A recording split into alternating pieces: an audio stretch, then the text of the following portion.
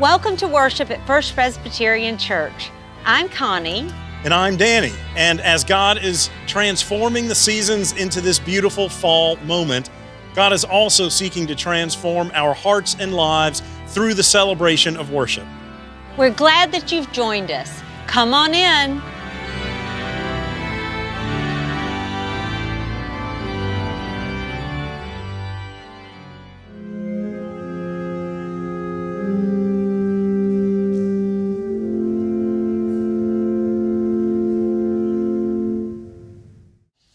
Hear the word of the Lord from Exodus chapter 16.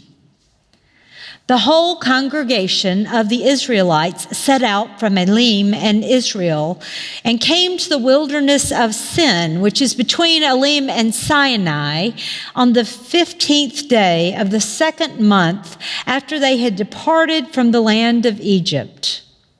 The whole congregation of the Israelites complained against Moses and Aaron in the wilderness. The Israelites said to them, "If only we had died by the hand of the Lord in Egypt when we sat by the flesh pots and ate our fill of bread. For you have brought us out into this wilderness to kill this whole assembly with hunger." Then the Lord said to Moses, "I am going to rain bread from heaven for you, and each day the people shall go out and gather enough for that day. In that way I will test them, whether they will follow my instructions or not. On the sixth day, when they prepare what they bring in, it will be twice as much as they gather on the other days." So Moses and Aaron told the Israelites, "In the evening you shall know that it was the Lord who brought you out of the land of Egypt. And in the morning you shall see the glory of the Lord, because he heard your complaining against the Lord. For what are we that you complain against us?"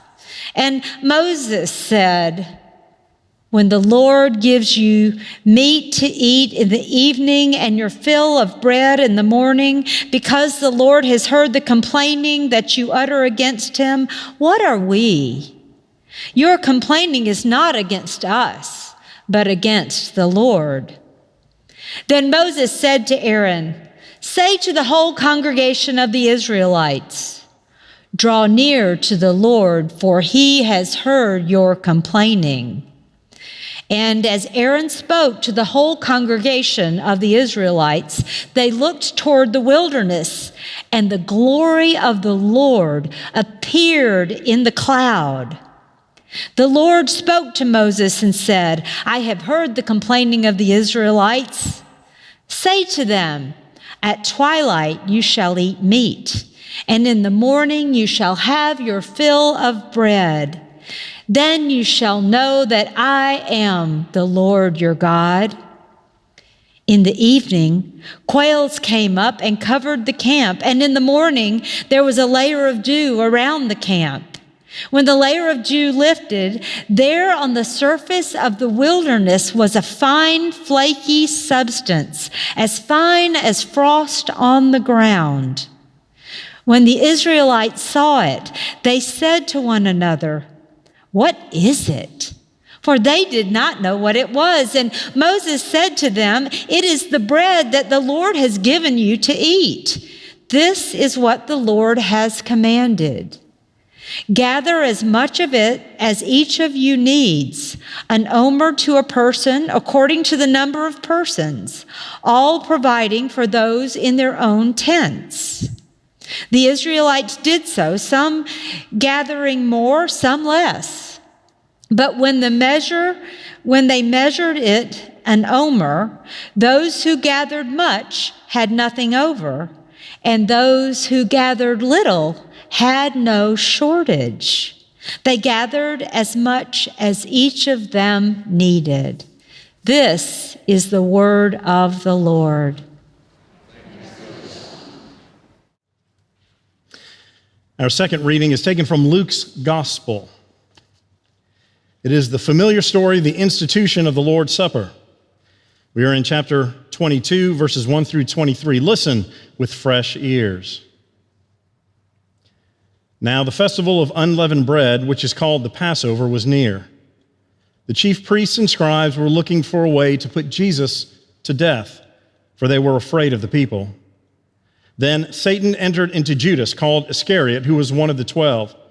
He went away and conferred with the chief priests and officers of the temple police about how he might betray him to them. They were greatly pleased and agreed to give him money. So he consented and began to look for an opportunity to betray him to them when no crowd was present. Then came the day of unleavened bread, on which the Passover lamb had to be sacrificed. So Jesus sent Peter and John, saying, "Go and prepare the Passover meal for us, that we may eat it." They asked him, "Where do you want us to make preparations for it?" "Listen," he said to them, "when you have entered the city, a man carrying a jar of water will meet you. Follow him into the house he enters and say to the owner of the house, 'The teacher asks you, where is the guest room that I may eat the Passover with my disciples?' He will show you a large room upstairs already furnished. Make preparations for us there." So they went and found everything as he had told them, and they prepared the Passover meal. When the hour came, he took place at the table, and the apostles with him. He said to them, "I have eagerly desired to eat this Passover with you before I suffer. For I tell you, I will not eat of it until it is fulfilled in the kingdom of God." Then he took a cup, and after giving thanks, he said, "Take this and divide it among yourselves. For I tell you that from now on I will not drink of the fruit of the vine until the kingdom of God comes." Then he took a loaf of bread, and when he had given thanks, he broke it and gave to them, saying, "This is my body, which is given for you. Do this in remembrance of me." And he did the same thing with the cup after supper, saying, "This cup that is poured out for you is the new covenant in my blood. But see, the one who betrays me is with me, and his hand is on the table. For the Son of Man is going as it has been determined, but woe to the one by whom he is betrayed." Then they began to ask one another which of them it could be who would do this. This is the word of the Lord. Thanks be to God.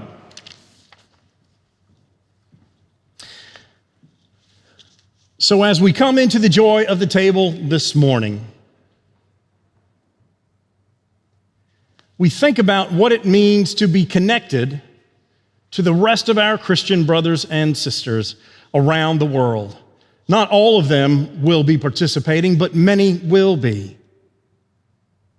It may be one of the true representations of God's kingdom on this earth, that we are all coming to Christ's table, who sets the feast and invites us to come.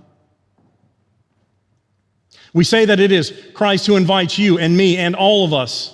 We didn't set this table. This table doesn't belong to this church. It belongs to Christ himself. This is his meal for the world. And yet within that meal, there was dissension. There was betrayal. We need to remember that even though Judas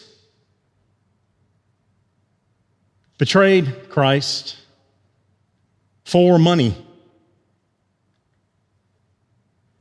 Jesus still offered the meal to Judas before Judas left to go betray him. One of those things that sets Christ apart from others. And in Luke's gospel, it's very clear that it was all on Judas. Sometimes we think, well, he was a pawn and somebody had to betray Jesus, and maybe Judas was just playing his part. But no, in Luke, Judas makes the full ramification himself, and literally Satan enters him to push him to go and betray Christ. If you remember in the temptation earlier in Luke 4, at the end of the temptations when Jesus has not given in to the devil, it says, he departed until a more opportune time. opportune time. Judas at the Last Supper, right before Jesus is to be betrayed, arrested, beaten, crucified.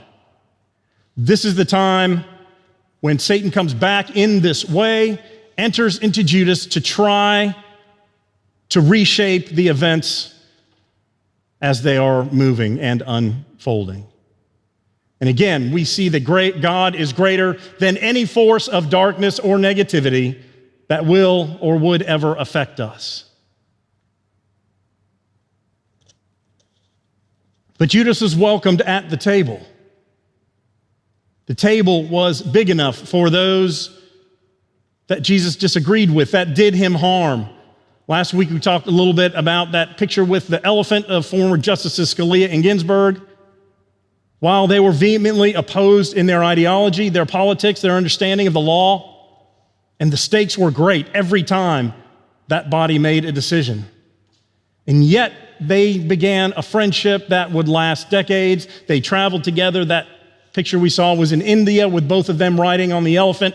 And part of that questioning from last week was, who do we as individuals, as a church, as a people need to ride an elephant with that are different than we are, that we may need to have a conversation and see that they are people trying their best to do the right thing, even though we see them as wrong, destructive, maybe even hurtful.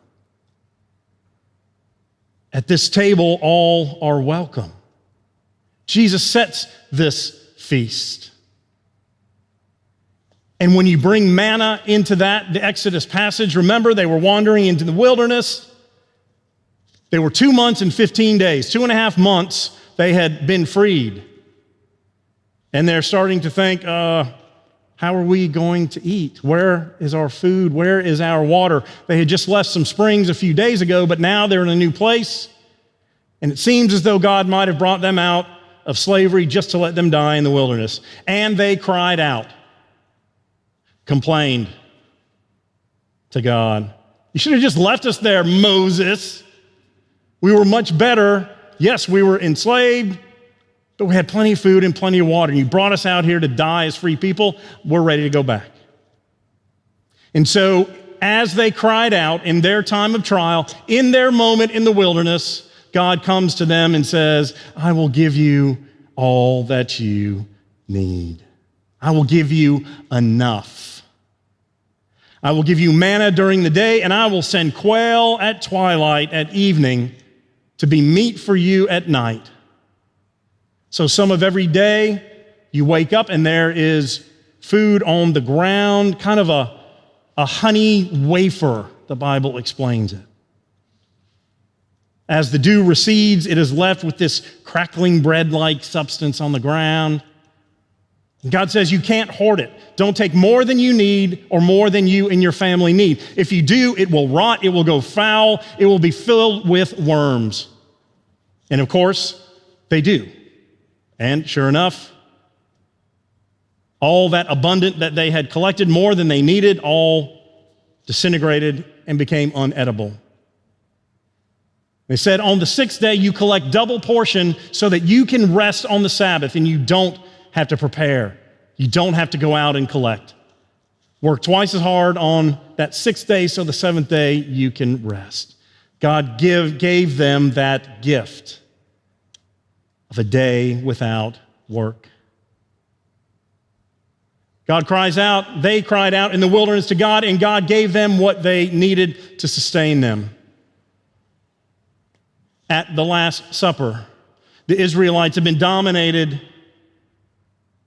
Judah has been invaded. Bethlehem, Jerusalem, surrounding areas by these awful Roman Gentiles.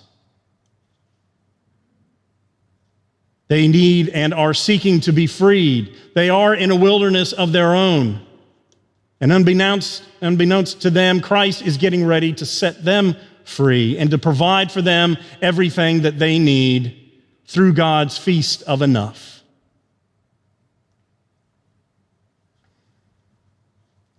So we need to remember in this stewardship season that God gave them everything they needed, not everything they wanted. Can we think of 40 years of every day the same thing for breakfast and dinner? God didn't give them a McMoses on the back of a yak or an oxen or a camel where they could just drive through 24/7 and get lamb burgers and Jerusalem fries. Nope. It's not what they wanted, but it's what they needed to sustain them to survive and to thrive as God's people. God uses this as a way to shape these people into a new community with a new relationship with God. Christ does the same thing here at this table, and you are invited.